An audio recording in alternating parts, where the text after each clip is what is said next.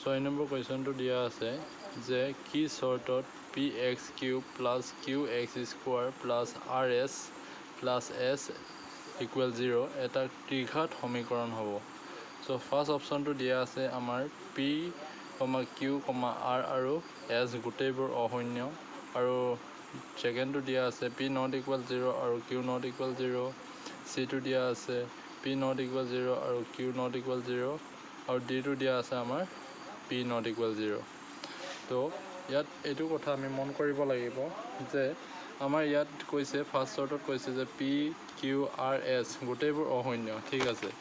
এই গোটেইবোৰ অশূন্য, সেইটো চৰ্তও ঠিক আছে। তাৰপিছত আমাৰ বিটো দিয়া আছে p not equal 0 আৰু q not equal 0, p not equal 0 আৰু q not equal 0। এই pটো not equal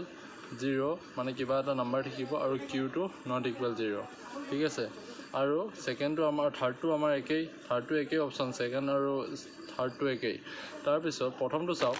প্ৰথমটো যদি এইকেইটা অশূন্য হয় তেতিয়াও এইটো আমাৰ ত্ৰিঘাত হ'ব। যদি অকল পিটো নট ইকুৱেল 0 হয়, যদি পিটো 0 নহয় তেতিয়াও আমাৰ এই হেৰিটো আমাৰ তেতিয়াও যদি অনলি p নট ইকুৱেল 0 হয় তেতিয়া আমাৰ কি হ'ব, এই সমীকৰণটো এটা ত্ৰিঘাত সমীকৰণ হ'ব।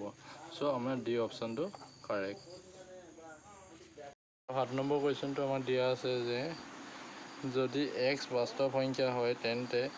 8x³ - 1 ত্ৰিঘাত বহুপদটোৰ লেখটোৱে আমাৰ কি কৰিব, মানে x অক্ষক ছেদ নকৰে। ছেকেণ্ডটো হৈছে x অক্ষক মাত্ৰ এটা বিন্দুতহে ছেদ কৰে। থাৰ্ডটো হৈছে x অক্ষক দুটা বেলেগ বিন্দুত ছেদ কৰে, আৰু ফ'ৰটো হৈছে x অক্ষক তিনিটা বেলেগ বিন্দুত ছেদ কৰে, ঠিক আছে। তো সেইটো চাবৰ কাৰণে হ'লে মানে আমি xৰ ভেলু উলিয়াব লাগিব। চ' xৰ ভেলু আমি কেনেকৈ উলিয়াম, xৰ ভেলু আমাক ইয়াত দিয়া আছে, আমাৰ ইকুৱেশ্যনটো দিয়া আছিলে 8x³ - 1 ইকুৱেল 0 বুলি বহাই ল'ম আমি, ঠিক আছে। তো এতিয়া চাওক, এতিয়া 8x³ যেতিয়া ইকুৱেলৰ এফালে যাব, -1টো এফালে হৈ যাব প্লাছ, তো 8টো ইয়াত ইনটু হৈ আছে, এইফালে গ'লে হৈ যাব ডিভাইড 1/8, ঠিক আছে। আৰু ইয়াত কিউবটো কি হৈ আছে, কিউবটো যদি আমি এইফালে পঠাওঁ কি হৈ যাব, কিউবটো যেতিয়া আমি এইফালে পঠিয়াওঁ তেতিয়া হৈ যাব আপোনাৰ একচুৱেলি এইটো চাওক, যদি আমি কিউবটো নপঠিয়াওঁ, ঠিক আছে, কিউবটো যদি নপঠিয়াওঁ এফালে থলোঁ, এফালে থৈ গ'লে আমি 1/, এইটো 8 আছে নাই, 8ক আমি কি লিখিব পাৰোঁ, 2³ লিখিব পাৰোঁ। তো x³ 2³ লিখিলে মানে আমি কি হৈ যাব, 1/2 হোল কিউব হৈ যাব, কিউব কেঞ্চেল, থাকিব কি x ইকুৱেল 1/2। তো xৰ পইণ্ট কি পালোঁ, এটা পইণ্ট পালোঁ 1/2। তো এটা পইণ্ট পালে মানে কি হ'ব, এটা পইণ্ট হ'লে মানে আমাৰ যদি অনলি আমি এটা পইণ্ট পাওঁ তেতিয়া কি হ'ব, x অক্ষক মাত্ৰ এটা বিন্দুতহে ছেদ কৰে, ঠিক আছে, x অক্ষক মাত্ৰ এটা বিন্দুতহে ছেদ কৰে। তো বি অপশ্যন ইজ কাৰেক্ট। তো 8 নম্বৰটো আমাক কৈছে যে যদি a1x + 3y + c1 = 0 আৰু 4x + b2y + c2 = 0 সমীকৰণযোৰৰ এটা দ্বিতীয় সমাধান থাকে তেন্তে আমাৰ অপশ্যনকেইটা দিয়া আছে। তো আমি জানো যে যেতিয়া আমাৰ সমীকৰণ দুযোৰৰ আমাৰ কি দ্বিতীয় সমাধান থাকে বুলি কয়, তেতিয়া আমাৰ ফৰ্মটো কি হয়, তেতিয়া আমাৰ ফৰ্মটো হয় a1 a2 not equal b1 b2। তো এতিয়া চাওক, এতিয়া a1 মানে প্ৰথম সমীকৰণৰ, a1 মানে ফাৰ্ষ্ট সমীকৰণৰ, আৰু a2 মানে ছেকেণ্ড সমীকৰণৰ, আৰু b1 মানে ফাৰ্ষ্ট সমীকৰণৰ, আৰু b2 ইকুৱেল মানে ছেকেণ্ড সমীকৰণৰ পৰা পাম। মানে a1 মানে যোনটো xৰ আগত থাকে, সেইটো xৰ আগত কি আছে ইয়াত প্ৰথম সমীকৰণৰ, তো a1 আছে, তো সেইটো এজ ইট ইজ a1 থাকিব। তাৰপিছত এইটো প্ৰথম a1 থাকিব। তাৰপৰা সমীকৰণটোৰ xৰ আগত কি আছে, xৰ আগত আছে 4, তো xৰ আগত আছে 4 কি 4 আছে, তো a2 ভেলু কি হ'ব, a2 ভেলু হ'ব আমাৰ 4, ঠিক আছে, এই a2 ভেলু হ'ব 4। কি কাৰণে এই দ্বিতীয় সমীকৰণৰ x আগত কি আছে 4 তো a2 means 4 not equal b1 মানে কি b1 মানে ইকুৱেশ্যন 1 ৰ y আগত কি আছে ইকুৱেশ্যন 1 ৰ y আগত কি আছে 3 তো এটো হ'ব 3 আৰু ইকুৱেশ্যন 2 ৰ আমাৰ y আগত কি আছে b2 তো হেতু হ'ব আমাৰ b2 এতিয়া আমি চাব লাগিব যে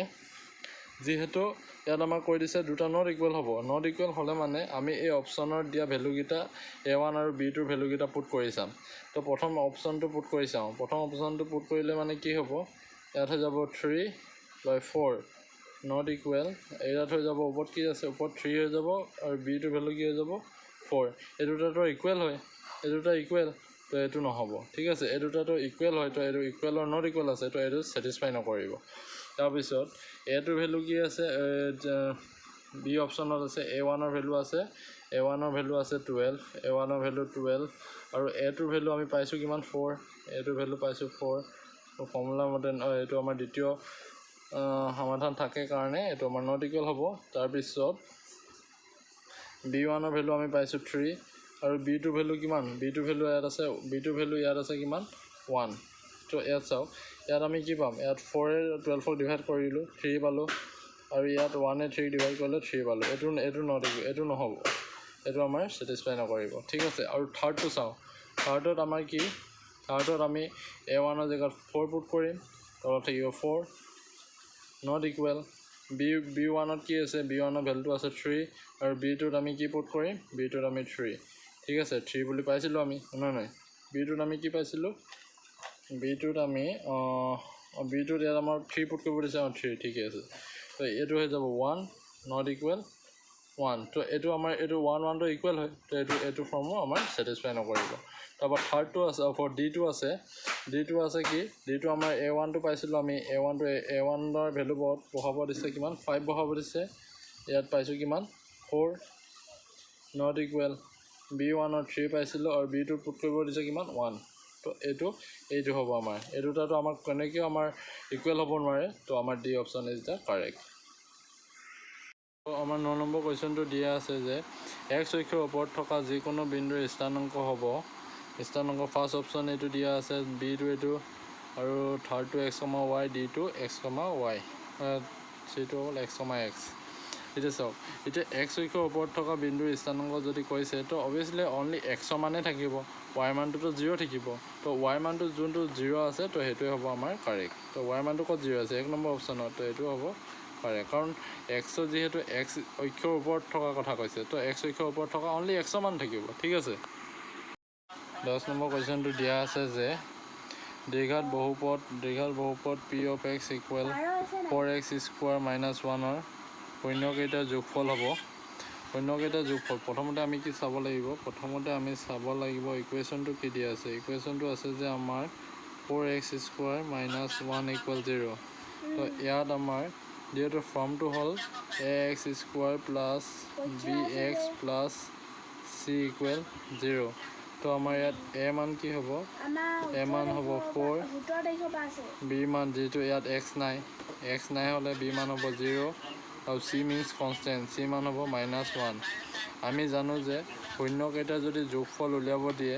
তো শূন্যকেইটাৰ যোগফল ইকুৱেল আমি কি জানো আলফা প্লাছ বিটা বুলি এনে ধৰি লৈছো ইয়াৰগিটা মানে কি হয় -b/a তো -b/a মানে